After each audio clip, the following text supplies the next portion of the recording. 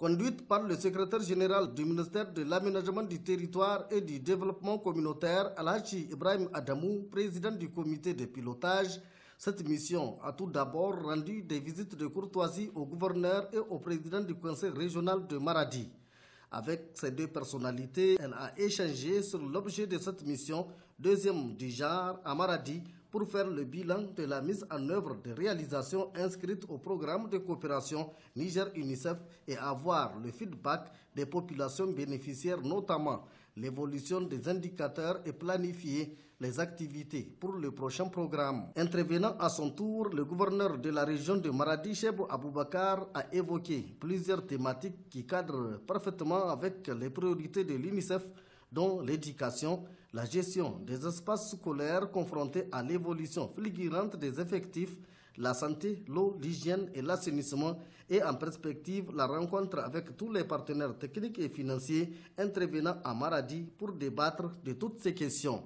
Au conseil régional, après la présentation du document de contribution de Maradi à l'élaboration du plan de développement économique et social qui reflète les priorités de l'UNICEF, le président du dit conseil, Lawali Malam Moussa, a souligné la nécessité d'apporter des réponses à la pauvreté. En se rendant au centre hospitalier régional de Maradi, cette mission s'est intéressée à la qualité de prise en charge de la malnutrition et des soins de santé aux enfants avant de noter des doléances relatives à l'informatisation des données, aux droits retards et à la dotation en chaîne de froid pour le stock des produits. Cet après-midi, les membres de cette mission ont échangé avec les organisations de la société civile et les ONG partenaires de mise en œuvre sur le bilan des réalisations, les goulots d'étranglement, recommandations et propositions de solutions. À Mayaï, première étape des visites terrain du comité de pilotage du programme, une place a été dédiée à l'UNICEF,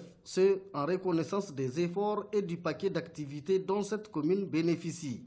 Au niveau du CSI urbain, ces activités tournent autour de vaccination, malnutrition, santé communautaire avec les relais pour la prise en charge des 3 maladies, paludisme, diarrhée et infections respiratoires aiguës, et les références pour décongestionner le CSI et prévenir la complication des cas. Cependant, à côté des performances, l'on a noté l'insuffisance du personnel, des difficultés de prise en charge des relais communautaires,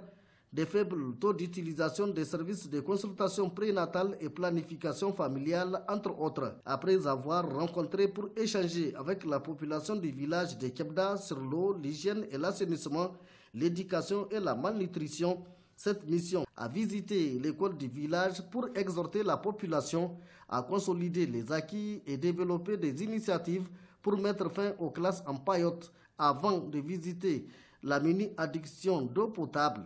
Là, les échanges ont porté sur la gestion déléguée, le coût de l'eau et la sécurité de l'installation. La commune rurale de Kwarnaka a constitué la dernière étape de cette mission avec la rencontre des groupes de jeunes en présence du maire qui a hautement apprécié la mise en œuvre de ce programme BMZ financé par l'UNICEF qui a induit beaucoup de changements positifs dans la vie des communautés. Au nombre de réalisations, les mini-addictions d'eau potable, le raccordement des CSI, écoles et services, la certification des villages en ATPC ainsi que de multiples appuis au profit de l'école, notamment en kit scolaire et formation des jeunes au métier.